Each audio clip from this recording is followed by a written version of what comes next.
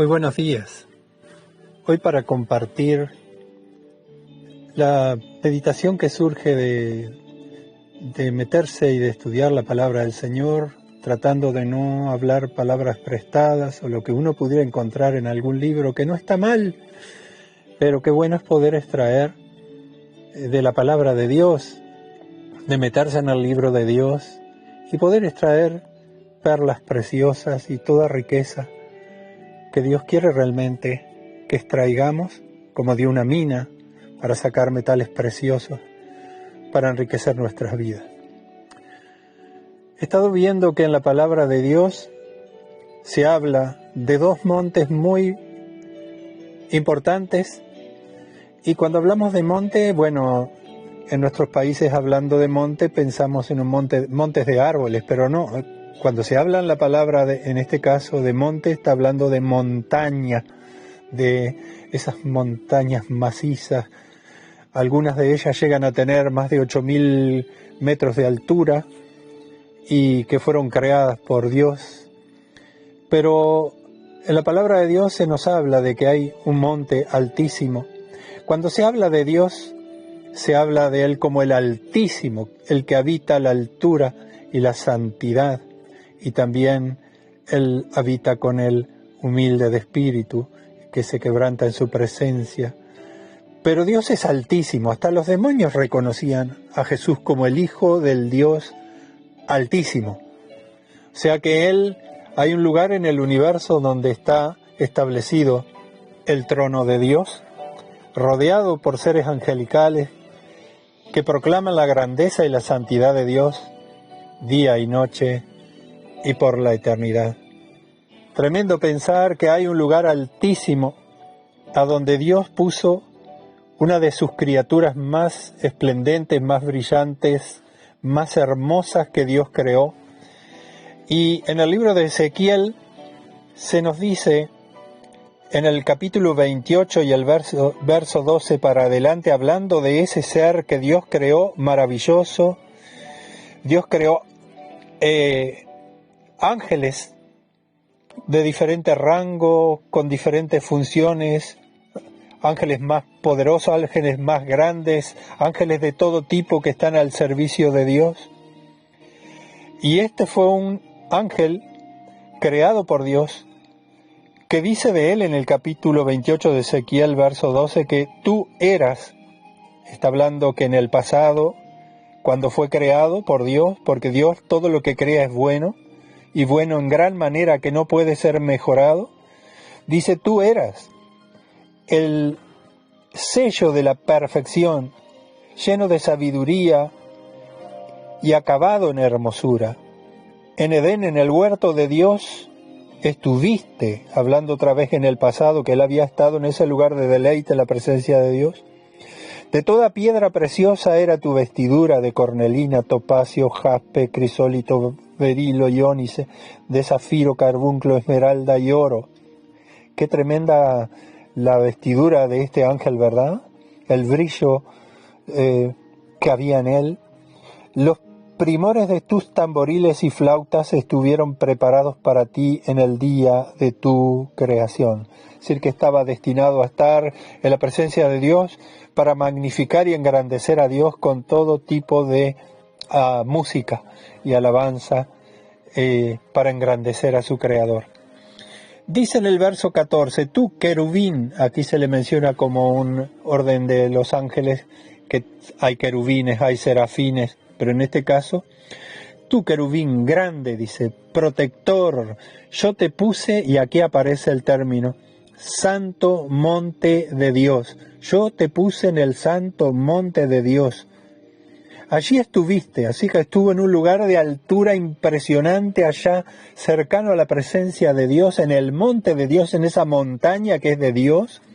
Allí estuviste en medio de las piedras de fuego, te paseabas, como cuando hablan en el huerto de Edén, donde fueron puestos Adán y Eva, que Dios se paseaba también allí para tener comunión con sus criaturas. Pero en este caso se paseaba este ángel allí en ese monte del cielo, en ese lugar de altura impresionante donde mora Dice, perfecto eras, en todos tus caminos. Pero ¿qué pasó? Hubo un día, desde el día que fuiste creado eras perfecto, hasta que se halló en ti maldad. Ese ser maravilloso, en uso de su albedrío y de la voluntad con que Dios le creó, ¿verdad? Dios no creó robots ni autómatas, sino que creó seres con personalidad que pueden tomar sus propias decisiones. Los ángeles también tomaron su propia decisión allá en el cielo: seguirle a Dios o seguir la rebelión. Y dice que a causa de la multitud de tus contrataciones fuiste lleno de iniquidad. Aquel que estaba lleno de hermosura, de gracia, de brillo, ahora se llenó de iniquidad y pecaste. ¿Y qué pasó? ¿Podía quedar allá en la altura con Dios? ¿Podía quedar en el monte de Dios? Dice: por lo que yo te eché del monte de Dios y te arrojé de entre las piedras de fuego, oh querubín. Y dice en el verso 17, se enalteció tu corazón. Lo primero que se enalteció, él habitaba allá, estaba en las alturas, estaba en la posibilidad de estar en el monte de Dios, ser parte de aquel ejército de ángeles adoradores. Y dice que se enalteció. Lo primero que se subió fue su orgullo, se enalteció tu corazón a causa de tu hermosura. Comenzó a mirarse a sí mismo y dejó de mirar y de adorar a su Creador. Corrompiste tu sabiduría a causa de tu esplendor, y dice: yo te arrojaré por tierra delante de los reyes, te pondré para que miren en ti. Aquel que estuvo en las alturas más altas en el universo fue entonces arrojado del monte de Dios. Ahí tenemos las primeras nociones de que hay un monte de Dios, un lugar altísimo donde mora Dios. En Isaías también se nos habla de esta misma situación en el capítulo 14, y dice: ¿cómo caíste del cielo? Dice Isaías 14, verso 12, ¿cómo caíste del cielo? Ese lugar maravilloso donde fue puesto cuando fue creado, por un acto de rebelión, porque se enalteció tu corazón. Dice: ¿cómo caíste del cielo, oh lucero? Mire qué nombre tenía, portador de luz. Hijo de la mañana. Ahora es todo lo opuesto. Ahora es la oscuridad más profunda, su corazón, el corazón de este ser convertido en lo que hoy conocemos como el diablo y Satanás. Y todos los nombres que tiene ahora son horribles, como el dragón, la serpiente antigua, el tentador, y que viene para hurtar y matar y destruir, asesino, mentiroso, y todos esos calificativos tiene aquel ser, que era un ser lleno de luz. Tú que decías en tu corazón, dice el verso 13, subiré al cielo, es decir, estaba en un lugar alto, pero quiso subir más alto, porque arriba de todo, en el tope, solo está Dios, ¿verdad?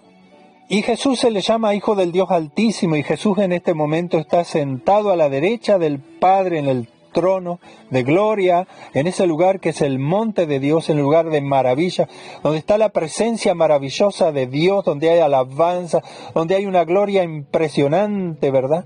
Donde hay un olor a perfume, donde todo es maravilla, donde hay una frescura. ¡Qué bendición el monte de Dios! De allí fue arrojado este ser. Y dice que él había dicho en su corazón: voy a subir a lo alto junto a las estrellas de Dios, levantaré mi trono. Quiso ponerse como gobernante en lugar de Dios, desplazar a Dios, quitarlo a Dios del lugar de preeminencia en el universo y ponerse él mismo. Y dice él: en el monte del testimonio me sentaré, a los lados del norte. Impresionante, sentarse en el monte de Dios, en el trono, a los lados del norte. Si hay puntos cardinales en el universo, el cielo de Dios está, como dice este texto, a los lados del norte. Y dice en el verso 14, sobre las alturas de las nubes subiré. Él dice: subiré, quiso ir más arriba, y seré semejante al Altísimo. Él reconoce que Dios es el Altísimo, pero él quiso subir, y en lugar de estar feliz y maravillado siempre de ser una criatura de Dios, quiso ser semejante a su Creador, semejante al Altísimo. Por eso dice la palabra, mas tú derribado eres hasta el Seol, a los lados del abismo, derribado a los lugares más bajos, ¿verdad? Así que esta es la historia de un ser maravilloso que ahora está derribado hasta el muladar, como dice la palabra, hasta la misma lugar de desecho. Qué tremendo lo que es levantarse contra Dios, ¿verdad? Hubo rebelión en el cielo. Pero lo que quería destacar es que allí hay un monte de Dios, hay una montaña, es un lugar donde está el trono de Dios, donde está la grandeza de Dios, donde allí lo que nosotros llamamos el cielo, ¿verdad? Y también entonces tenemos otro monte donde Jesús va a venir en su regreso a la tierra para reinar, como Él lo ha mencionado en su palabra una y otra vez, ¿verdad? Hay un reino de Dios. Dios está en su trono. En el cielo se hace la voluntad de Dios. Por eso en el Padre Nuestro decimos, hágase tu voluntad como en el cielo también en la tierra. Y la voluntad de Dios es agradable, perfecta, es maravillosa. Es lo mejor que nos puede pasar, seguir la voluntad de Dios, ¿verdad? Y estar maravillados de ser criaturas de Dios, redimidos y salvos por la sangre de Jesús.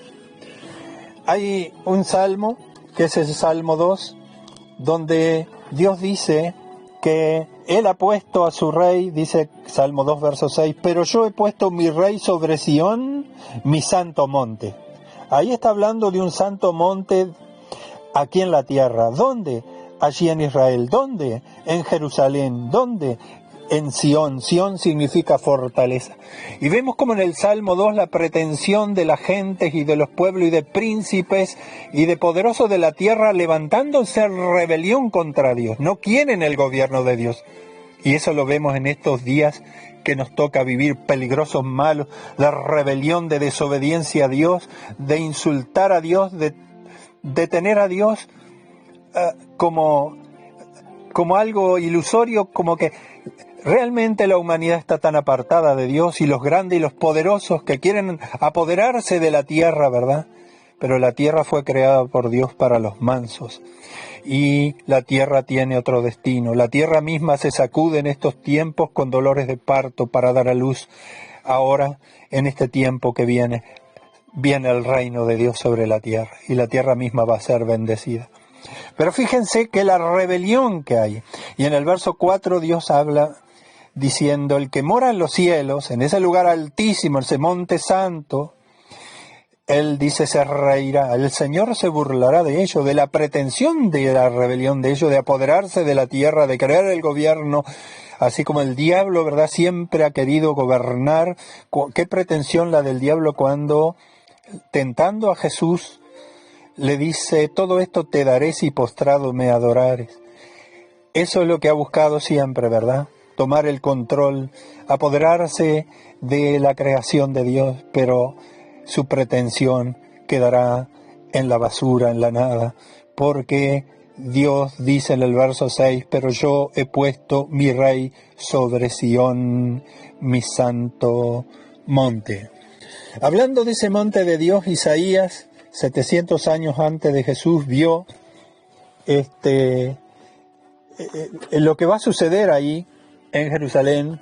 Capítulo 2 de Isaías dice, lo que vio Isaías, hijo de Amós, como profeta de Dios, como vidente, vio en un futuro que él percibió por parte del Espíritu de Dios acerca de Judá y de Jerusalén. Acontecerá en lo postrero de los tiempos finales, que será confirmado el monte, aquí otra vez está el monte de la casa de Jehová, como cabeza de los montes, y será exaltado sobre los collados, y correrán a él todas las naciones que hayan entrado en ese reino, en el milenio, en esos 1000 años de que habla la Biblia, que va a haber un gobierno, pero del Señor Jesús sobre la tierra, 1000 años.